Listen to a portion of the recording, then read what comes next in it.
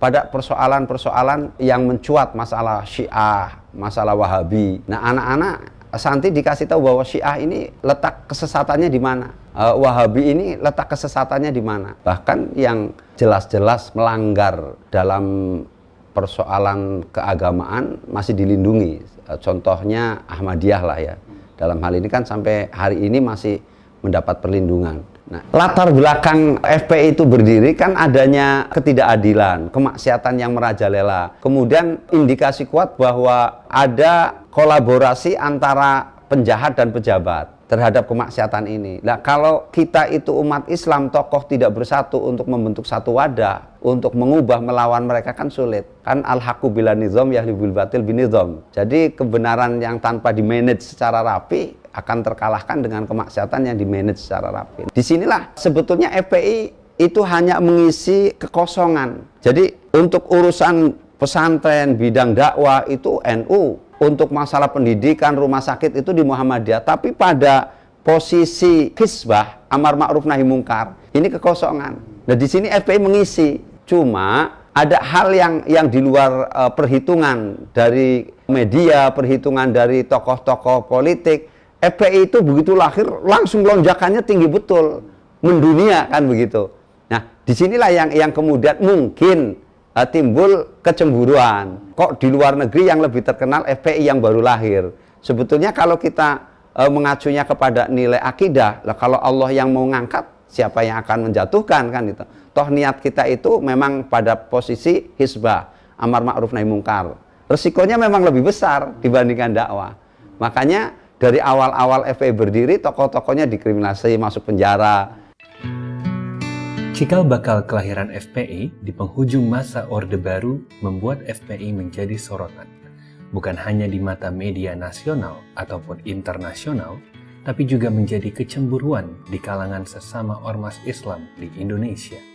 Jadi saya masih ingat betul ketika almarhum almarfurlah Kiai Haji Hashim, ya, jadi ketika beberapa kali ketemu, Kiai Hashim Muzadi ini mengatakan sama kita, bahkan nggak sekali dua kali, termasuk ketika pertemuan bersama Habib Rizik. Habib, sebetulnya yang membuat, katakanlah di NU, kata beliau, itu merasa ada kecemburuan terhadap FPI, itu di setiap pertemuan tingkat tinggi internasional itu lebih banyak ditanya. Inilah yang Kiai Hashim Muzadi menilai, melihat ini ada kecemburuan terhadap FPI yang baru lahir kemudian ini. Bahkan kalau kami dari FPI nggak pernah merasa bermusuhan dengan NU, nggak pernah merasa bermusuhan dengan Muhammadiyah.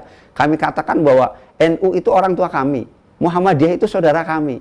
Lalu apa yang dipersoalkan kan gitu? Secara lahiriah, dalam event-event yang bersifat skala internasional, FPI kan selalu tampil. Pembelaan Aqsa, bahkan sampai kepada untuk membentuk Rumah Sakit Indonesia, FPI juga yang di Gaza, FPI juga ikut tampil betul.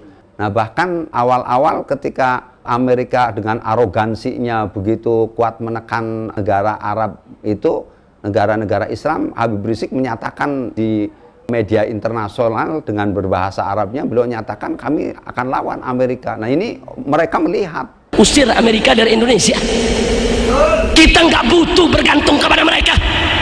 Kita bisa kaya kalau olah kekayaan kita. Kenapa kita harus mempertuhan Amerika?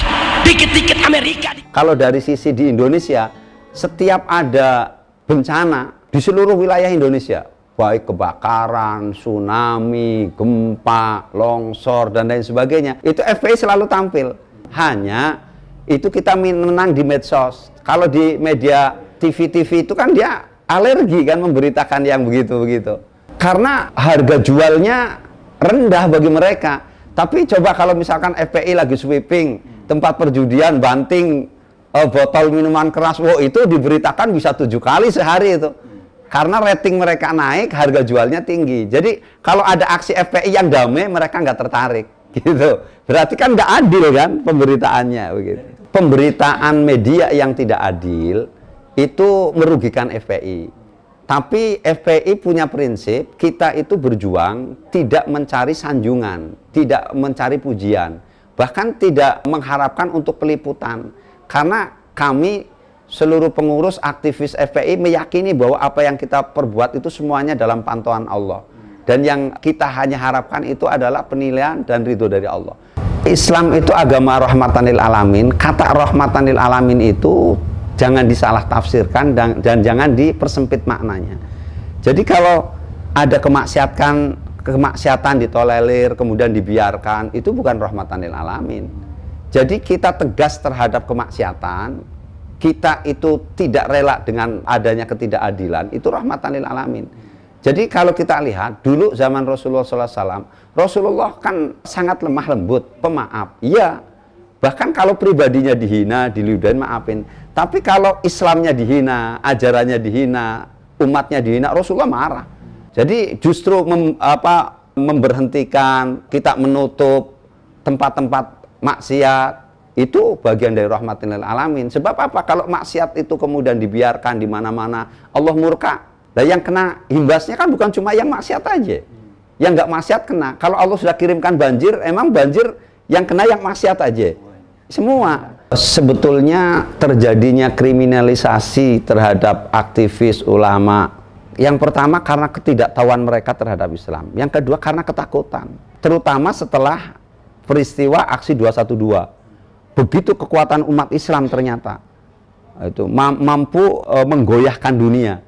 Dan kekuatan 212 ini bukan menjadi acungan jempol untuk Indonesia di seluruh dunia. Bahwa umat Islam Indonesia siapa bilang anti toleransi, siapa bilang jorok, siapa bilang tidak bisa diatur. Faktanya 7.500.000 lebih berkumpul, sampah tidak ada. Kemudian jangankan orang, rumput aja nggak diganggu.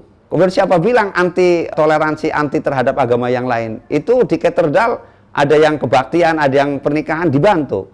Nah, ini mereka akhirnya ketakutan sendiri. Jadi rezim ini semakin panik, semakin takut dengan diperlihatkannya oleh Allah bahwa umat Islam itu baik, bersatu, dan umat Islam itu ternyata taat komando ulama.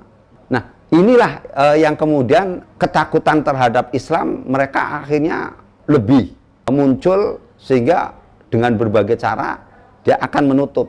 Kalau kenapa? Ya kalaupun dia Islam, karena Islamnya nggak kafah. Yang takut terhadap Islam kan sebetulnya bukan orang Islam. Kan itu aja. Kalau orang Islam takut sama Islam kan mustahil. Setan nggak takut sama setan kan. Sesama setan bersahabat kan begitu. Lah kalau kita umat Islam tahu Islam itu baik, rahmatan lil alamin, ya nggak mungkin takut. Nah kalau ada orang Islam yang anti Islam, ya bukan Islam.